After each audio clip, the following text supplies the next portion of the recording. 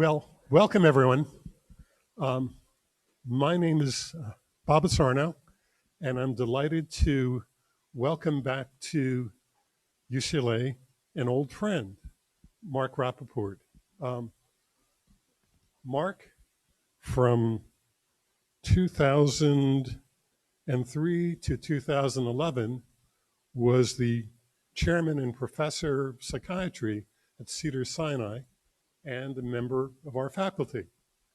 Since then, Mark has gone on to become the Renette Harris Professor and Chair at the Department of Psychiatry at Emory University. Mark is a product of UC San Diego, where he got his bachelor's degree and completed his residency, and then he's done the odd tour of duty on the East Coast, including being the chief of the psychopharmacology and somatic treatments research program at NIMH in the good old days. Since he's been chair of psychiatry at Emory, Mark's really devoted himself to developing integrated research and education programs that cut across medical disciplines and integrate faculty from the College of Letters and Science. He has also reached out into the community to forge alliances and partnerships with community agencies to provide cutting-edge clinical services to the community. Some examples of these enterprises are with the chair of neurology. Mark has collaborated in developing the Emory Brain Health Center that offers integrated education services for both neurology and psychiatry, and that extend across the entire Emory system, which includes 11 hospitals, the VA health system, Grady, Yerkes, as well as the main campus. An example of the community partnerships that he's forged is the impending partnership with the Hazelton Betty Ford Foundation and the Addiction Alliance of Georgia, where they're partnering to form innovative treatments for substance abuse disorder, not only for the Atlanta community, but for the entire state of Georgia. Program that Mark's been involved in that I know something personally about is the Wounded Warriors program, where they've developed an innovative intensive outpatient program. So in addition to all of these creative activities as a department chair, somehow or another Mark has been able to still manage his own research program, which he's going to speak to us about today, that focuses on a long-standing interest of his, the role of inflammation in psychiatric disorders. Welcome, Mark. Thank you, Bob. You know, it is a pleasure to be with so many wonderful friends and to see so many wonderful people that I've learned from and had the honor of just having in my life. So it's a pleasure to be here and to give grand rounds. So what are we going to do today? Today we're going to talk about inflammation a little bit. We're going to talk about different aspects of it. We're going to then take a deeper dive and look at inflammation and depression. And then after that, what we're going to do is focus on an area of research I've been very, very interested in, which is the role of omega-3 fatty acids and whether or not they might have a role in mitigating certain psychiatric syndromes, and if so, why? Now, one either has to be very brave or very stupid to come to UCLA, to come to the the home of the Cousins program and talk about PNI. You here at UCLA with Mike Irwin and the team that's been established here over years really are the best place in the country when it comes to PNI work. We're fortunate at Emory, we're probably the second best place in the country. I will not be regaling you with the work from the Cousins group, but rather talking a little bit about some of the work that we've done. These are my conflicts of interests, and these are my collaborators. And I can tell you as a fact that all of the best ideas I've had come from working with wonderful, generative, generous collaborators. So inflammation. Just out of curiosity, I want to do a poll. How many people think inflammation is a great thing? No, up? A couple, okay. How many people think inflammation is a bad thing? Uh-huh. All right, a couple. How many think it's both? Ah, more, okay. As you know, inflammation is a very common process and one that's really become very important. What you see up there on your right is the local effects of inflammation. If you had a splinter, if you had a cut, increased vascular permeability, vasodilation, chemokine production, and pain. Then what you see are more of the systemic impacts of inflammation, in particular sickness syndrome, which occurs very commonly, both with chronic inflammatory diseases and, of course, when you're sick with COVID-19 or other sort of popular things today. But one of the key issues is that inflammation itself, particularly acute inflammation, is absolutely critical for life. And it's critical for normal functioning. As you look here on this page, you can see that it's not only involved in protecting one's body, but it's involved in sexual reproduction as well. And it's also important to realize that inflammation is integrally related to the stress response. And so what one has is really this type of spectrum that occurs with inflammation. So what one sees is the positive aspects of inflammation in terms of protection and healing. And then you also see that chronic inflammation can lead to a host of really horrible conditions. And if we look at chronic inflammation, we can look at all of the impact in diabetes, in terms of depression, and Alzheimer's disease, in terms of autoimmune diseases, or cancer, or asthma. So what we see is that many of the diseases that we think about have an inflammatory component to them. And the issue we face is that when you begin to activate the immune system, when you begin to have inflammation occur, one can see on top here what happens when you're fighting off an infection or there's a threat of a predator.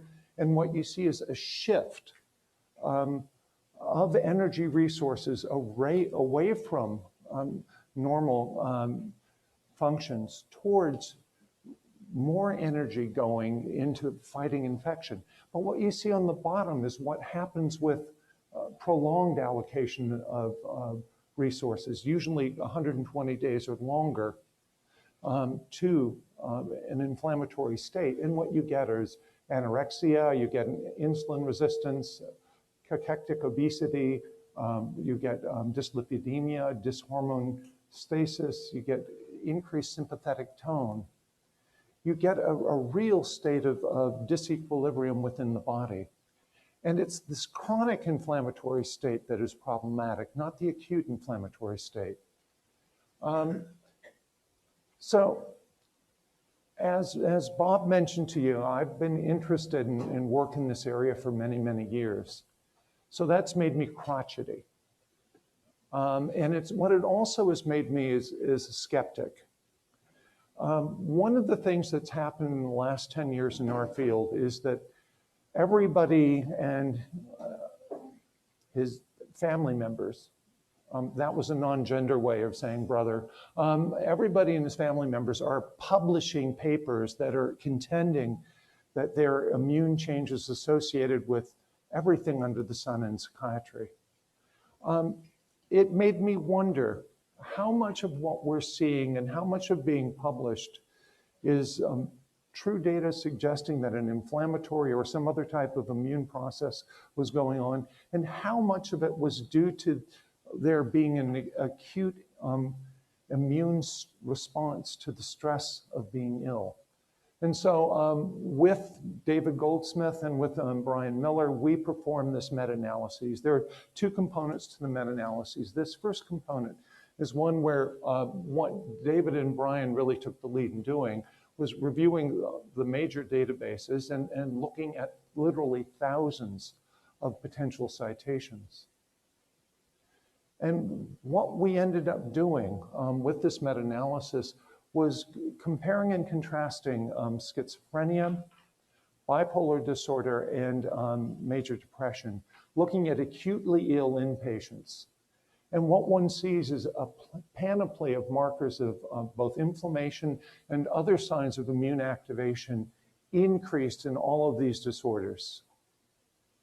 What one sees if you look at the acute effects of treatment is in general a resolution of a lot of these signs and symptoms of immune activation and inflammation when there's successful treatment of those disorders.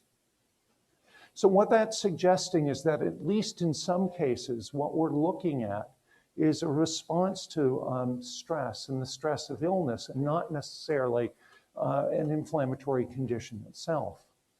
The other part of this meta-analysis, we took all of the studies that existed at the time that looked at people that were chronically ill but in an outpatient setting and were not acutely stressed at the time.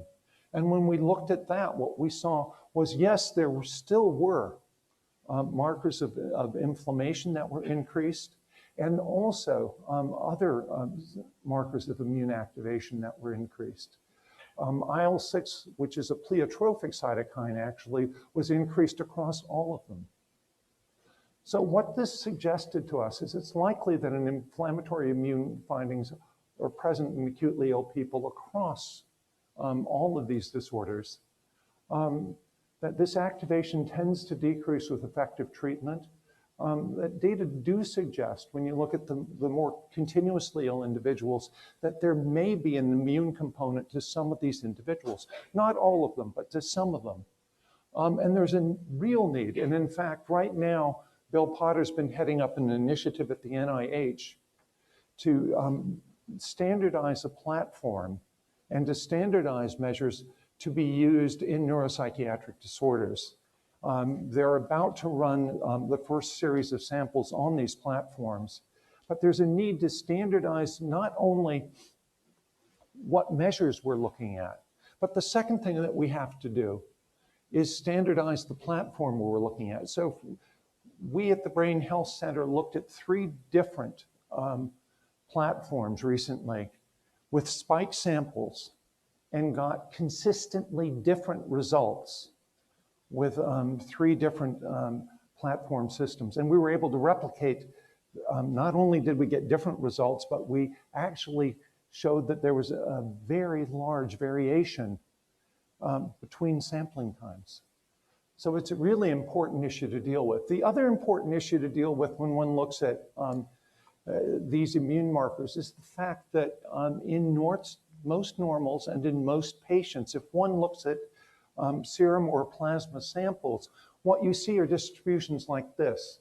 You see distributions where the majority of individuals either have undetectable levels or very, very low levels of these markers of inflammation.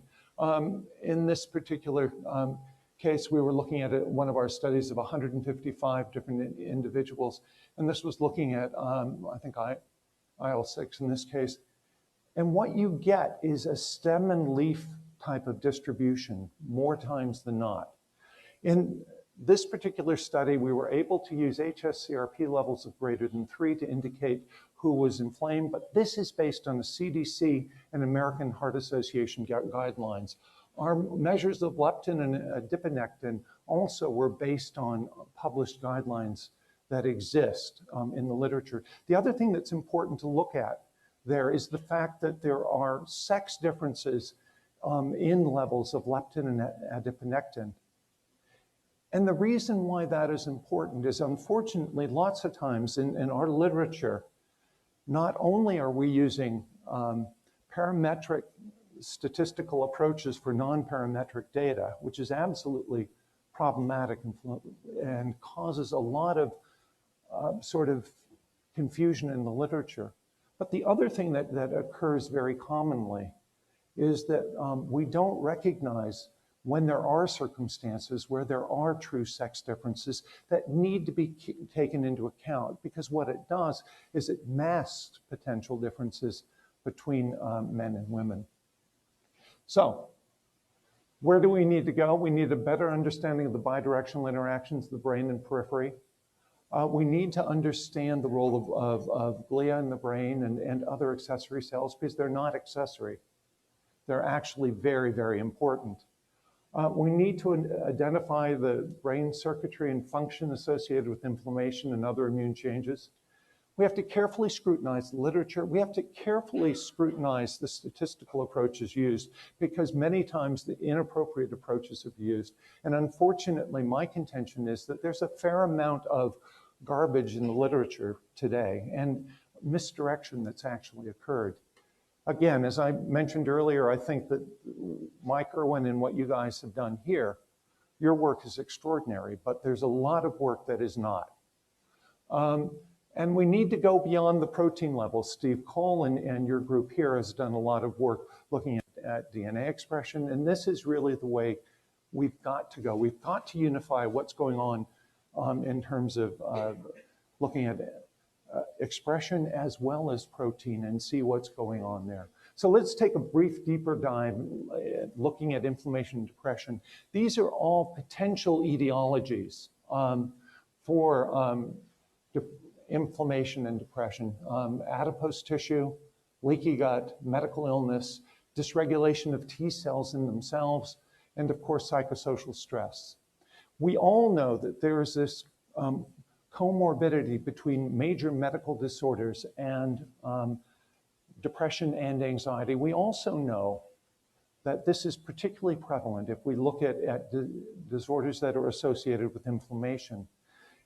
There also have been studies, including studies by our group, that have demonstrated that if you treat the underlying inflammatory condition in many of these individuals, the depression resolves.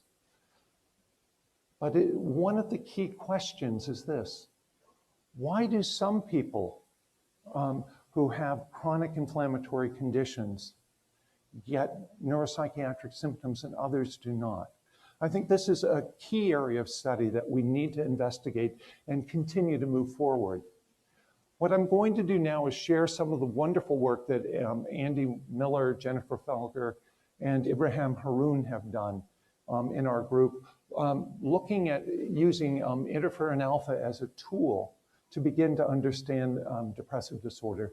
On the slide here, you see two studies. One is a study by Lucille Caperon that looks at the prevalence of depressive symptoms and neurovegetative symptoms in individuals treated with interferon alpha. And the other study you see is by Dominic Musselman that looked at the actual incidence of depression in individuals treated with interferon alpha. And you see about 50% of people developed a depressive disorder. This is a wonderful slide that is a combination of Andy Miller's work and Helen Mayberg's work. And what one sees looking at your left is a brain section of an individual with Parkinson's disease and depression. And what you're seeing is increased activation because of a decrease in dopamine activity in the basal ganglia. And if you look on the extreme right, what you see are individuals with interferon alpha-induced depressive disorder. And again, you see this pattern suggestive of increased burst firing activities that's occurring in the basal ganglia, thought to be associated with a decrease in dopamine. If one looks at then a gambling task, a reward task in fMRI, what you see is there's decreased activation with inflammatory depression. Again, suggesting that we're getting a dysfunction of dopamine associated with inflammatory depression. These were some animal work that was done, and what you see on this slide is that animals treated with interferon alpha, non-human primates, look very similar to what you see with reserpine. And if one looks to see what actually is happening in the brain, in this case, Jennifer Felger did some work where she had monkeys that were treated with interferon alpha, non-human primates, and then looked at dopamine and HVA levels. And what one sees with microdialysis is that the dopamine and HVA levels of these non-human primates that were subjected to interferon alpha markedly decreased. And if one looks at stimulation either with potassium or with amphetamine versus saline-treated monkeys, again, you see a marked decrease in dopamine activity. What we've also been able to show, this is work of Ibrahim Haroun in particular, is that inflammation affects glutamate metabolism and causes both a decrease and blockage of the transport of glutamate back into cells, and actually causes a reverse transport using the same system, because you've got a greater increase in glutamate intracellularly of glutamate back out into the synaptic cleft, where it preferentially binds to extrasynaptic NMDA receptors. So we're showing that in a subset of people with inflammatory depression, you see both a decrease in dopamine and an increase in glutamate. This is an MRI study by Ibrahim Haroun where you're actually able to demonstrate this increase in glutamate occurring. And if one looks at some of the other data that's occurred, now in this case, what we're looking at are inflamed, depressed individuals. What one sees is that as hsCRP increases, one's seeing an increase in glutamate levels in these individuals. And one also sees increases in basal ganglia glutamate are associated with decreased motivation and decreased motor speed in these depressed individuals. So we're linking peripheral inflammation with changes in glutamate with changes in neuropsychological functioning. And Bob Bilder could tell us a lot more about this, right, Bob? What we also were able to demonstrate, this again is Andy's group, was that there's this association between basal ganglia glutamate increases and decreased connectivity between the ventral striatum and the ventral medial prefrontal cortex. So what you're seeing is a body of evidence suggesting that peripheral inflammation leads to central changes in things that are intrinsically involved in the function of the brain and in mood disorders. And that's what this slide essentially tells us. The other thing on this slide is just a brief reference to the fact that we do have data suggesting that TRD people, particularly those that are inflamed, don't respond to serotonergic agents. And there's a suggestion by Jha and others that they may respond better to dopaminergic agents. Andy Miller just received an R21 to begin to do some pilot work in this area. And what this slide also mentions is the fact that Andy did demonstrate with Chuck Raison that if you gave individuals with inflammatory depression infliximab, those with very high levels of inflammatory depression did respond to treatment with infliximab, while those with lower levels of hsCRP did not. In fact, they did worse. So this suggests again that there may be a subset of individuals where inflammation is linked to their depressive disorder. I'm going to shift gears now and talk about a little bit of our work in omega-3 fatty acids.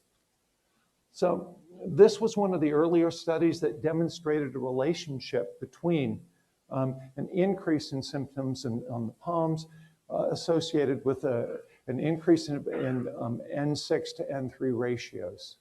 So N6 tend to stimulate the production of arachidonic acid, which is thought to be an inflammatory leukotriene.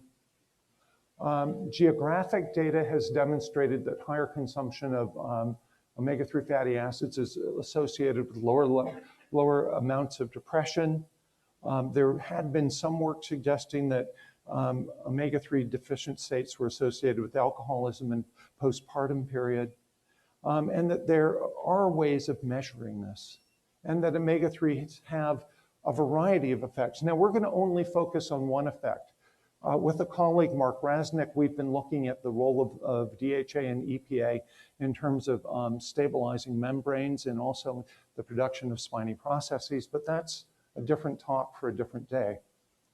What we're going to focus on is the idea that omega-3 fatty acids may produce eicosanoids that have an anti-inflammatory properties. The first study that we did was and these are the actual newest meta-analyses. One showed that there was no effect for omega-3 supplementation in preventing psychiatric illness. The other one suggested that adjunctive omega-3s was useful as a treatment for psychiatric illness. So the challenges here is if there is an effect for omega-3 fatty acids, what's the mechanism of action? And what's the right population to study? And what's the right dosage and what's the right duration? Believe it or not, although there have been literally hundreds of studies now with omega-3 fatty acids, we really don't know much about the answers to any of these questions. And this is not just in the neuropsychiatric literature, but if you look at the work that's been done in medicine and in cardiology and other areas, although they've done some very large studies, some well over a year in length, the dosage picked were actually pretty arbitrary. This is the first study we did with Lev Gertzik when I was at Cedars-Sinai. And this was just taking garden variety depression. People were treated with citalopram and either got placebo or omega-3 fatty acids. And what we saw was this, that the number of people in this very small pilot study that went into full remission was double for those that had the combination of citalopram and omega-3 versus those without. And even more importantly, only 2 individuals had absolutely no response versus 11 for citalopram plus placebo. This was suggestive to us that something was going on. And this led to a large collaborative R01 between MGH and our group looking at inflammation, depression, and omega-3 fatty acids. Our hypothesis was that some subjects with MDD had a subtype that was characterized by chronic inflammation, and that these would be the people that would respond better to omega-3 monotherapy. This is telling you a little bit about the population. This was done at MGH and at Cedars-Sinai. And what one sees is that the 3 groups, those receiving a gram of EPO, those receiving a gram of DHA and a gram of placebo, were identical when it comes to gender, race, ethnicity, and education. If one looks at their baseline scores, again, their baseline scores were identical, as was the presence of comorbid disorders. And the study completion rate was pretty high in the 80s, high 80s, which is important because if you have differential study dropout, it really makes interpretation of clinical trials difficult. One of the things that we observed in these garden variety depressed individuals from two supposedly very health conscious cities, Boston and LA, was that over a third of the population was obese and over a third of the population was overweight. So 2/3 of the individuals we treated with depression were overweight or obese, and only one-third met criteria for normal weight. What we also were able to demonstrate was that there was a really tight correlation, particularly in women, between BMI and hsCRP, IL-6 levels, IL-1RA, and leptin, and inverse correlation with adiponectin. We also showed that in men, those correlations weren't nearly as strong. Now, in a strange way, this is very consistent with work, again, that has been done here at UCLA, where if normal men and women are given exposure to tetanus toxoid or an inflammatory stimulus, women are much more likely to have an affective response associated with their increased levels of IL-6. So what we saw with this interesting sexual dimorphism that occurred, what we also saw was that it seemed to be associated in our case with BMI. The other thing that we showed in the study was that if you were obese, you were much more likely to have 4 to 5 markers of inflammation. And if you were obese, 93% of the women had at least one inflammatory marker. And so we show a very nice relationship, particularly in women, between weight and the presence of increased numbers of inflammatory markers. In contradistinction with men, what was very interesting was the normal and underweight men, 75% of them showed some type of inflammatory marker. But again, the greatest prevalence was in the obese men. Excuse me. And the data suggested from this study published in Molecular Psychiatry was that if one had multiple markers of inflammation, one was much more likely to respond to EPA versus DHA or placebo. And so what we saw was an effect size of greater than 1 for EPA versus placebo and EPA versus DHA in this particular study. And so this got us very intrigued and led us to the subsequent study, omega-3 fatty acids for MDD and in a high inflammatory group. This was actually the first UG3 grant that was granted by NIH. It was right where they were starting, and it was so new that the way we got it was really an interesting story. We had submitted with MGH a study of omega-3s in inflammatory depression. MGH had submitted a center grant where that was one of their principal studies. NCCIH came to us and said, sorry guys, we want you guys to combine your efforts and combine your grants and do one study together. And so that became the first UG3. And I can tell you it was a real challenge working with the Institute around that. Another day, another story. We could go in that in detail. Anyway, these were individuals, men and women, 18 to 80 years old with MDD. They had to have a BMI of greater than 25 kilograms per meter squared, and they had to have an IDS-30 score of greater than 25 and an hsCRP of 3 or greater in order to enter the study. We looked at 1 gram, 2 grams, and 4 grams of an EPA-enriched compound. It was actually 1, 2, and 4 grams of EPA with approximately half of a gram in the 4-gram group, 1/4 gram in the 2-gram group, and 0.125 grams of DHA in the other group.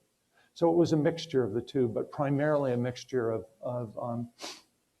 EPA.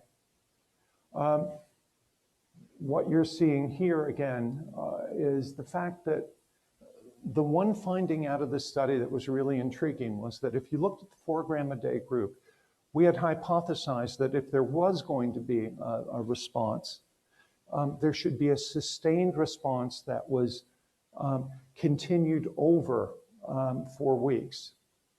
So this was a 12-week study. So one had to be a responder at week 8 and week 12 to qualify as a responder. And what we saw was in the 4 gram a day group, we did see that. We saw the odds ratio was 3.42 versus placebo. We also showed that there was a very strong correlation between changes in hsCRP and changes in the IDC-30 in this group. But what I became particularly interested in was this component of the study. You know, everyone talks a lot about how people become inflamed, how you have an infection, how you stimulate inflammatory responses, but what people don't talk a lot about is the resolution of inflammation. And Charlie Serhan and others have done a tremendous amount of work looking at the resolution of inflammation.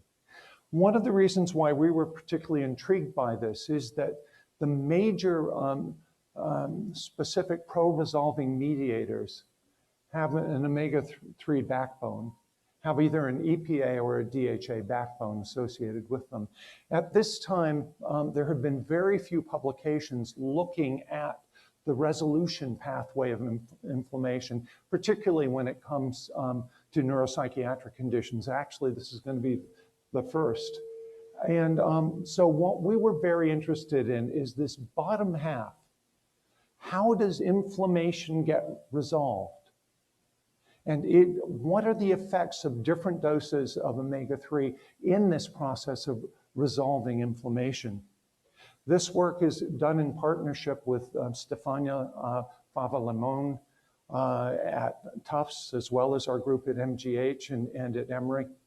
And the data are very interesting. Just to remind you, if we look at the omega-6 pathway, that's really driven through the arachidonic acid pathway, and a lot of the production of materials there are pro-inflammatory. And they're the classic pro-inflammatory markers that one sees there. However, if one looks at the omega-3 side, if you look at EPA and DHA, what you get are the production of a series of SPMs, you know, specific pro-resolving mediators, including resolvins E3 and E4. And this is, I think, really critical to whether or not there is going to be an anti-inflammatory property associated with these omega-3s. These are data looking at EPA, and I just want to see if I can go backwards. Yeah, so this is looking at EPA, and what you see here are dose-dependent increases in the metabolites of EPA, and you see a nice dose dependency to this.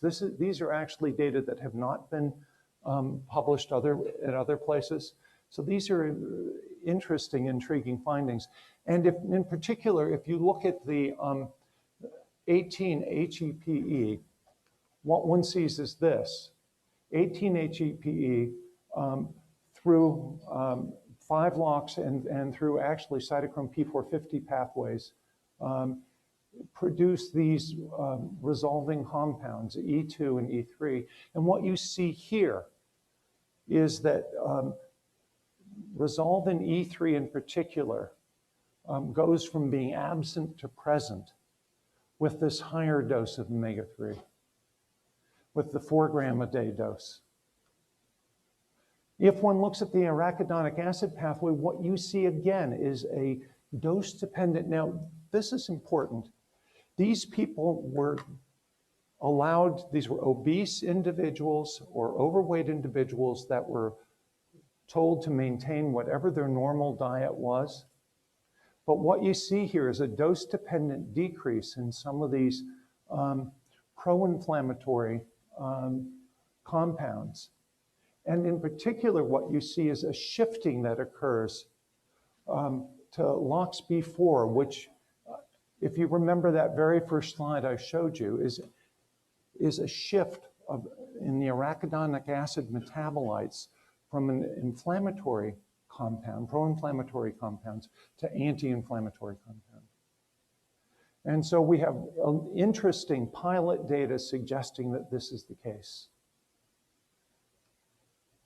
If one looks at the responder group, as it turns out, the individuals that were responders in the sample I showed you earlier at 8 and 12 weeks, consistent response was associated with a 33% decrease in hsCRP, an 18 HEPE of 2,196 picograms per ml, increased resolve in E2, and increased resolve in E3. And in fact, you went from a situation where there was almost no resolve in E3 to a significant number of individuals with resolve in E3. In fact, we went from 0 in the responder group at baseline to 6 out of 8 at the final site there. The non-responders, an increase in hsCRP, very low levels of HEPE, no resolve in E2, and only one individual had resolve in E3, and that person had it at both baseline and at the follow-up time point. There have been studies out of Japan that suggest that both resolve in E2 and E3, as well as E1, have antidepressant activity in LPS-induced mouse models of depression. They've also shown that resolve in E2 has antidepressant activities if one looks at a learned helplessness model as well. And so in summary, I wanted to give us time to talk. There's a need to differentiate between acute and chronic inflammation, and both are very important. There's a need to learn why some people with inflammation develop neuropsychiatric problems and others do not. And there's a need to understand the pathophysiology of immune changes in psychiatric disorders, and we're at the beginnings of doing that. And again, there's been a lot of good work done here at UCLA, as well as work done at Emory and other places beginning to look at that. If we look at the N3 fatty acids, they serve as substrates for the specific pro-resolving mediators. They may be limited in a subset of people with inflammatory depression. We need to investigate this more. And we need to understand what's the right dose for the right population and for the right length of time. And at this time, we don't. And so we need to do that. Thank you very much for your time and attention.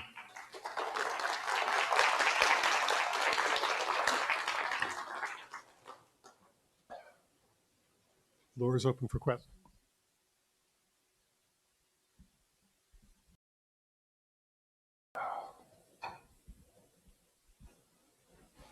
Hey, David. Thanks, Mark. Quick question. What's the role of sleep disturbance in this pathway? In terms of the pro-resolving pathways, I can't tell you because that really has not been looked at. As you know here, the Cousins group has done wonderful work, and Mike has done wonderful work looking at both the impact of sleep disturbance on increasing inflammatory markers and also the impact of long sleep on the production of an inflammatory state in some individuals. But this is actually pretty new, and so we don't have any data there.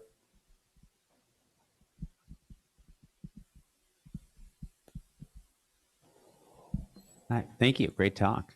I was wondering about if you're saying that peripheral inflammation leads to these central problems, like can steroids be used to address the peripheral inflammation? Is that going to help?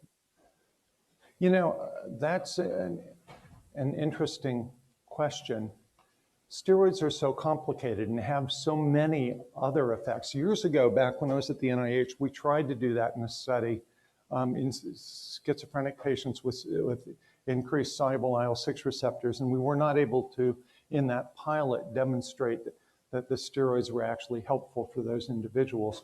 It is clear, though, that if you use a number of the antibodies that are directed against TNF or directed against IL-17, that you are able to, in a subset of individuals, get an antidepressant response, both in individuals that are suffering from a chronic inflammatory disease, as well as the work that Andy had done previously with Chuck Raison, where they showed that individuals with CRP greater than 5 in the periphery treated with infliximab had a significant decrease in symptoms of depression. Other questions?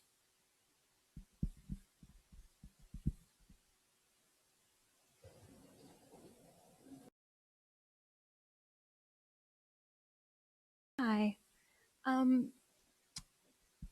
This is hopeful for me because it feels like I appreciate the more holistic approach to treating mental health. It also reminds me of what Chinese medicine kind of has been saying for centuries in terms of treating inflammation for mood. And it reminds me of a lot of the prescriptions based on Chinese medicine that revolve around fungi. So I wonder, instead of, or in addition to omega-3, you know of any studies that kind of investigate fungi for that?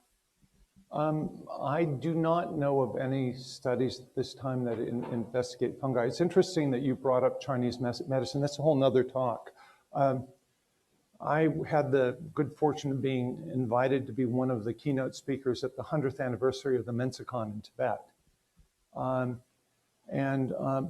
One of the things that we don't appreciate is the breadth of traditional medicine.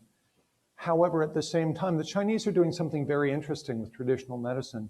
The government of China right now is going throughout China, and each different tradition, whether it's the Hmong tradition or the Tibetan tradition, or if you look at the Mongolian tradition, they are actually going around and categorizing every single plant involved and creating libraries of these plants. And then what they're doing is actually beginning to create a process to test all of these traditional medicines to see what is effective and what is not, and what the components are. So right now, over a third of all medications used in China are based on traditional Chinese medicine. The other thing, though, that's important to realize is that these alternative traditions, non-traditional Western traditions, come from a completely different philosophy of illness and healing than Western medicine and Western healing. And so one really has to appreciate that. Otherwise, what one ends up doing is attempting to force a square peg into a round hole. There's a lot that we can learn. We have to learn about it the right way. And it is far more complicated than one thinks. Just to point that out, let me give you one more other example. Back in the salt and pepper days, when my hair was not all gray, we did a study of St. John's wort with our colleagues at MGH. We looked at over 60 types of St. John's wort, and 2/3 of them contain no St. John's wort at all because of the GPC standards or the lack of GPC standards that were necessary. Only 1/3 contained any St. John's wort. The St. John's wort that we used deteriorated at such a rate that we had to replace it every 6 months. The other thing to remember about St. John's wort, as is the case with many of these traditional compounds, is they're far more complicated than you think. St. John's wort not only is a potent inducer of 3A4, but St. John's wort is also a very potent inducer of organic ion transport systems and glycoprotein P systems. And so you get a massive drop in antiretroviral medications, you get massive drops in anti-rejection medicines, you get a massive drop in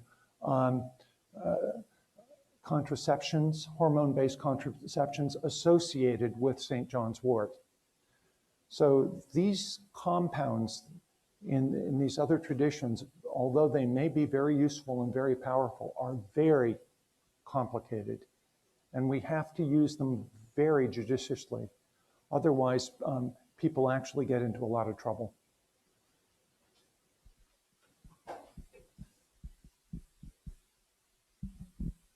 Thank you for your talk. I'm curious to know, so there's been some work that's been done by Mike Salter and Jeff Mogul talking about minocycline and having sex-specific effects on neuroinflammation. And their work is mainly in pain, but there's certainly some evidence of affect as well. And I'm curious to know if there's any clinical correlate that you might be able to comment on regarding sex differences in inflammation and whether or not minocycline may work in men and not women. You know, I'm aware of the work in the studies, and I think that what you're talking about is actually very important. We don't fully appreciate nor understand the impact of sex differences, nor the impact of age, by the way, in terms of one's physiology and results. And I can't give you a more informed answer than that about that. I'm aware of the work, but I think it is very, very important because there truly are important sex differences, particularly you know, during the reproductive years. Thank you for the talk. So if you were to look for relationships between the peripheral inflammation and neural measures, which measures would you test for? So functional network connectivity or PET activation or anything else? So which metrics would be indicative, and also maybe which regions would you test first? One, I'm not an imager, okay? So I would defer to the imagers in the room. I think that the work that Jennifer Felger's done and Andy Miller have done and Ibrahim Haroon really do suggest that looking at the basal ganglia is useful, and looking at sort of the connectivity that exists between the ventral striatum and the ventral medial prefrontal cortex makes a lot of sense. There are other imaging studies that are currently going on, but that's really beyond my area of expertise.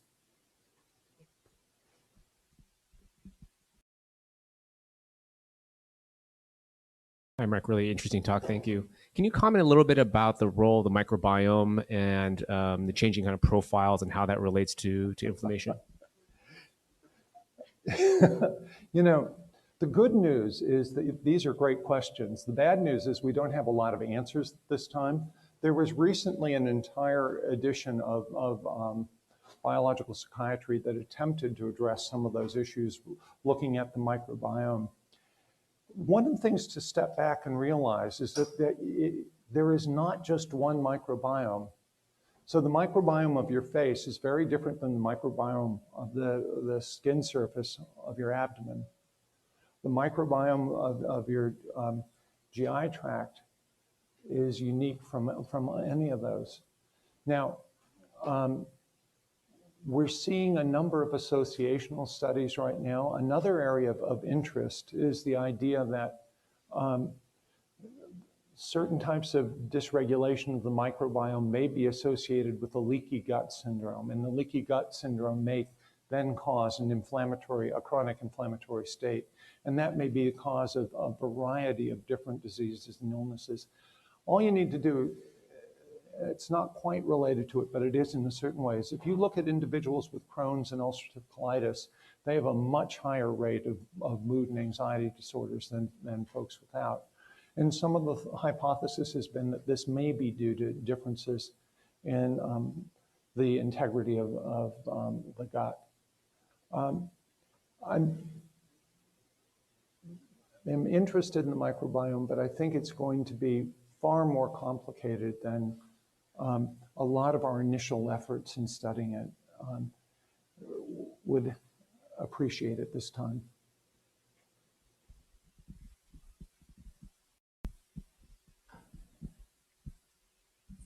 Thanks so much for your talk. My name's Jennifer. I work with Mike Irwin's group. I have a question about your UG3 study. Yeah. And I noticed it's a fairly small N. And, you know, I think it would be very interesting to do a study enriched for high CRP. I'm interested in hearing a bit about the logistical challenges you may have run into with those inclusion criteria. Sure. And kind of how that went. And also the sort of reasoning behind choosing that just enriched for high inflammation versus like a stratified enrollment so that you capture the low inflammation as well to compare. Yeah, that's a good question. There are a variety of reasons for that. So one, as I said, this was the first UG3 actually funded. And as it turned out, the NIH imposed on us a number of caps. So they imposed on us a cap of 80 patients. So thank you.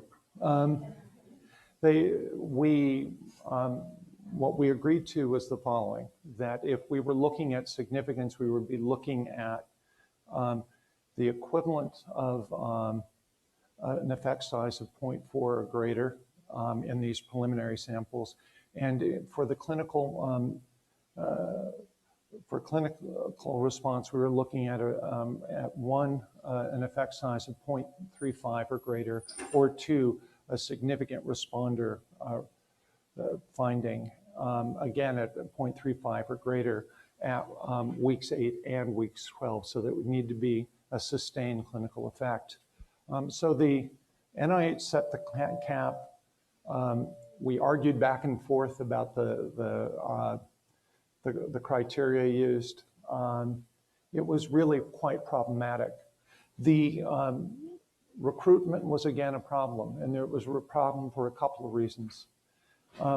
One is that we could identify depressed people and depressed people that were obese, but one, getting people that wanted to just take monotherapy was very, very difficult. Many people were coming in on therapy and they didn't necessarily want to come off it too. At that time, our site and MGH, we did not have access to point of care HSCRP measures. There is now a point of care HSCRP measure. That would have made things a lot easier because we could have, at the time of the screening visit, seen who was high and who was not. We had to do a screening visit, made sure they met the other criteria, draw their blood, and then bring them back. And so we actually recruited and consented hundreds of people in order to get the number we got. The other problem that we faced, and it's something that people don't talk about, and it's one of the reasons I brought up the age thing, but I'll get there in a sec, but we showed that there was a 25% difference between HSCRP measurements done at Emory and done at MGH. As it turned out, the assay we were using was similar to the assay being used at Tufts. And so what we ended up doing for the MGH samples was actually sending their HSCRPs to be run at Tufts. Fortunately, Tufts were a collaborator on the project because Stefania Fava-Lemon and Maurizio Fava are husband and wife. But that, again, made it a very, very difficult study to do. Our hope is actually to go back to do another study, but to actually look at treatment-resistant people and have them on medication stabilized, and then look at the addition of the omega-3. Mark, thank you so much. Oh. Great talk. And good to see you. It's great to see you. Thank you very much.